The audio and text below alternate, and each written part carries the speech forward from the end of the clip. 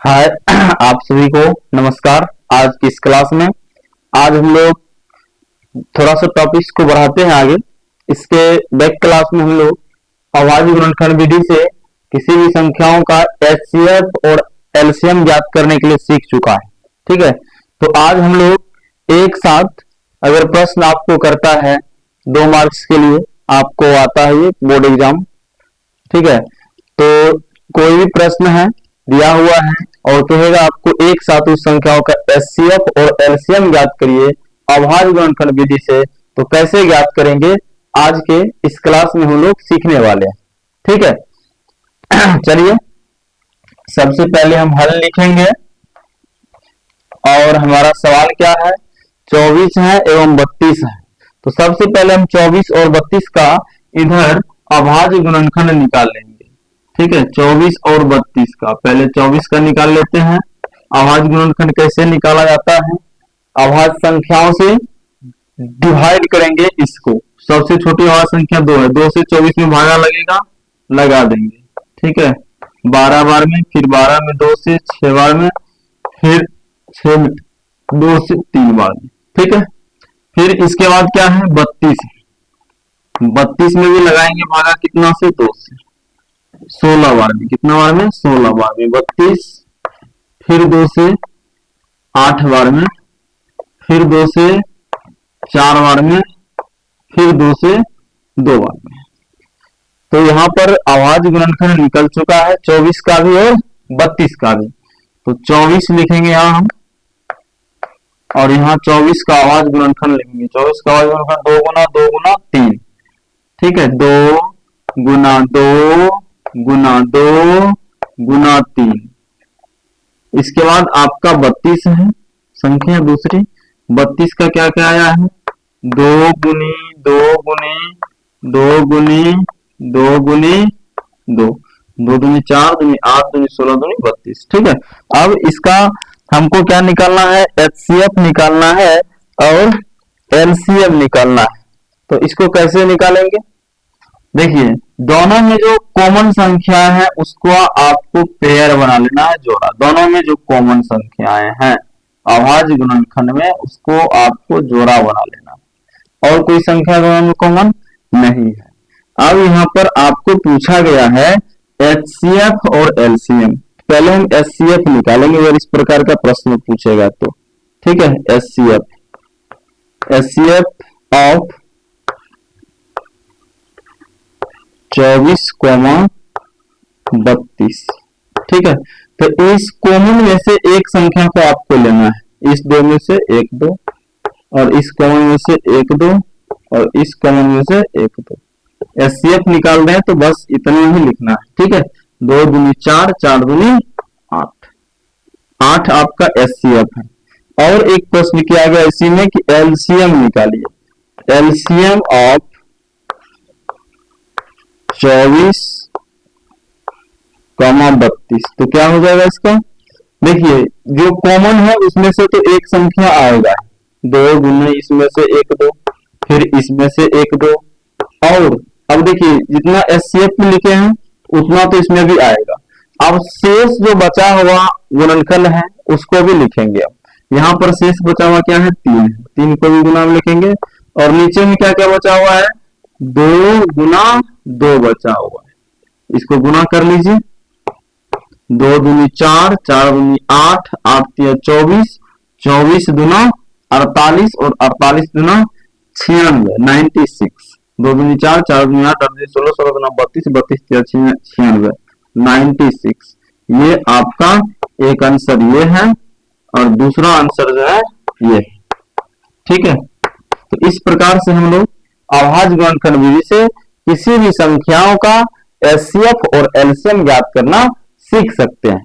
अब कहिएगा सर अगर एक साथ 3 संख्या है तो उसका अभाज्य गुणनखंड हम लोग कैसे निकालेंगे। चलिए इस प्रकार का भी एक प्रश्न लेते हैं। ठीक है, 3 संख्याएं हैं, अगर उसका अभाज्य गुणनखंड निकालना है तो एक साथ कैसे निकालेंगे। प्रश्न संख्या हम लोग करते हैं यहाँ पर 2।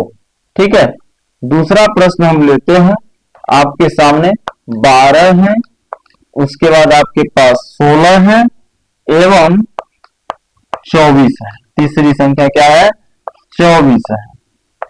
तो आइए प्यारे बच्चों देखते हैं इसका अभाज्य गुणनखंड विधि से एचसीएफ और एलसीएम ज्ञात करना। ठीक है, तो पहली संख्या क्या है? 12। सबसे पहले आप हल लिख दीजिए। ठीक है, और 12 का आपको क्या निकाल लेना है? अभाज्य गुणनखंड। ठीक है, 12 का अभाज्य गुणनखंड निकालेंगे, कितना निकलेगा? 2 से लगाएंगे, 6 दूनी 12, 2 से 2 तिया 6। इसके बाद क्या है? 16। 16 का निकालिए, 16 का निकालेंगे 2 से, 8 दूनी 16, फिर 2 से, 2 चौके 8, फिर 2 से 2 दूनी 4। उसके बाद एक संख्या और है 24, इसका भी निकाल लेते हैं। 2 से 12 दूनी 24, फिर 12 का 2 6 के 12, फिर 2 से 2 तिया 6। ठीक है, अब सबको लिख देंगे हम इसके सामने। 12 है, 12 का अभाज्य गुणनफल क्या क्या निकला है? 2 गुना 2 गुना 2। ठीक है, 2 गुना 2 गुना 2, ये 12 का अभाज्य गुणनखंड है। फिर उसके बाद क्या है? 16। 16 का अभाज्य गुणनखंड क्या है? 2 गुना 2 गुना 2 गुना 2, यानी कि 4 2 है। ठीक है, यहां सॉरी 3 होगा, इसको 3 कर दीजिए। ठीक है, 16 का 2 गुना 2 गुना 2 गुना 2। ठीक है, इसके बाद आपका तीसरी जो संख्या है वो है 24। 24 का क्या आया है? 2 गुनी 2 गुनी 2 गुनी 3, यानी कि 3 2 और 1 3 है। ठीक है, 2 गुनी 2 गुनी 2, 3 2 हो गया और 1 3 है, इसको भी लिखते हैं। ठीक है, तो आइए अब हमको क्या निकालना है? एचसीएफ निकालना है और एलसीएम निकालना। तो सबसे पहले हम क्या करेंगे? इस तीनों का अभाज्य गुणनखंड में, तीनों में वह संख्याएं होनी चाहिए, तीनों संख्याओं के गुणनखंड में वह संख्या होनी चाहिए, उसको हम लोग कॉमन कर लेंगे। देखिए 2 यहां भी है, 2 यहां भी है, 2 यहां भी है, इसको हम लोग कॉमन कर लेते हैं तीनों को। ठीक है, फिर इसमें भी 2 है, इसमें भी 2 है, इसमें भी 2 है, तीनों में 2 है, इसको भी हम लोग कॉमन कर लेते हैं। ठीक है, अब देखिए कोई और संख्या भी दोनों में है, यहाँ पर 2 देखिए, ये 2 इसमें है, 1 2 इसमें है, लेकिन 12 के अभाज्य गुणनखंड में 2 नहीं है, तो ये दोनों को कॉमन हमको नहीं करना है एचसीएफ निकालने में। ठीक है, एचसीएफ निकालने में फिर देखिए यहाँ पर 1 3 है और 1 3 है, 3 2 क्या है? मतलब 12 का अभाज्य गुणनखंड में है और 24 का अभाज्य गुणनखंड में है, तो इस दोनों को भी हमको कुछ नहीं करना है एचसीएफ निकालने में। ठीक है, यहाँ पर हम लिखेंगे HCF of 12, 16, 24 is equal to, यहाँ जो आप कॉमन किए हैं संख्याओं को, उसमें से एक आपको अंक लेना है, संख्याएं लेनी है 2, इस 3 2 में से एक 2 आ जाएगा, 2 दूनी 4, इसका क्या हो जाएगा? एचसीएफ हो जाएगा। ठीक है, चलिए अब हमको क्या निकालना है? एलसीएम निकालना है। एलसीएम ऑफ 12, 16 और 24। ठीक है प्यारे बच्चों, तो देखिए एचसीएफ निकल चुका है, एलसीएम निकालेंगे। एलसीएम निकालने का क्या प्रोसेस है? पहले तो इसको लिखना, इसमें से एक संख्या को, दोनों का जो कॉमन है तीनों में, उसमें से आपको एक एक संख्या को लिखना है। इस 2 के कॉमन में से 1 2 आएगा, इसमें से 1 2 आएगा। अब क्या करेंगे सर? अब क्या करना है? अब देखना है अगर मतलब किसी भी 2 संख्याओं का अभाज्य गुणनखंड कॉमन आ रहा है, तो उसमें से आपको एक संख्या को लेना है। जैसे यहाँ पर 2 2 है, इसमें से आपको 1 2 को ले लेना है। ठीक है, फिर देखिएगा 1 3 यहाँ पर 12 का अभाज्य गुणनखंड में है और 1 3 24 के गुणनखंड में है, तो इस दोनों 3 में से भी आपको 1 3 ले लेना है। ठीक है, ये आपको एलसीएम के केस में करना है। ठीक है, लिख लिया। और कोई 2 को कॉमन आ रहा है या 3 तो नहीं आ रहा है। ठीक है, अब देखिए इसमें सब संख्या कॉमन में आ चुका है, अब कोई संख्या बचा हुआ नहीं है, नहीं लिखेंगे। इसमें भी लगभग सब आ चुका है, केवल 1 2 को छोड़ के, तो इस 2 को भी हम यहाँ पर क्या करेंगे? गुना में लिख देंगे। ठीक है, नीचे में आइएगा 24 के बाद गुणनखंड में ये 2 में से आ चुका है, ये भी आ चुका है, ये भी आ चुका है और ये 3 भी आ चुका है, यानी कि अब टोटल संख्याएं लिखी जा चुकी है। अब जो हमारा काम बचा है वो है इन संख्याओं को गुना करके लिखना।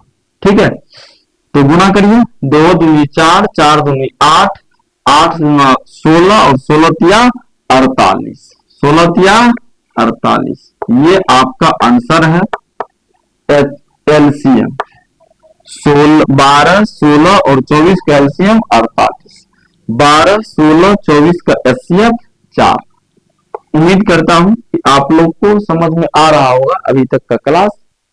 ठीक है, तो हम लोग और क्वेश्चंस की तरफ चलेंगे। करने के लिए किस प्रकार से करते हैं, आप लोगों का सभी डाउट को क्लियर करने का प्रयास करेंगे। अगर आप लोगों को कोई भी डाउट होता है तो आप लोग अपना परेशानी कमेंट सेक्शन में डाल सकते हैं, हम उसका समाधान करने का प्रयास करेंगे। तो आप लोगों के लिए HW है, हेडिंग यही रहेगा कि अभाज्य गुणनखंड विधि से, ठीक है, एचसीएफ एवं एलसीएम ज्ञात करें कोई भी संख्याओं का। तो आप लोगों के लिए सवाल है यहाँ पर HW, 3 संख्याएं देता हूं, उसका एक साथ आपको अभाज्य गुणनखंड निकालना है। पहली संख्या आपके पास है 8 है, बहुत आसान आसान प्रश्न आप लोगों को दे रहा हूं, 12 है और 16 है।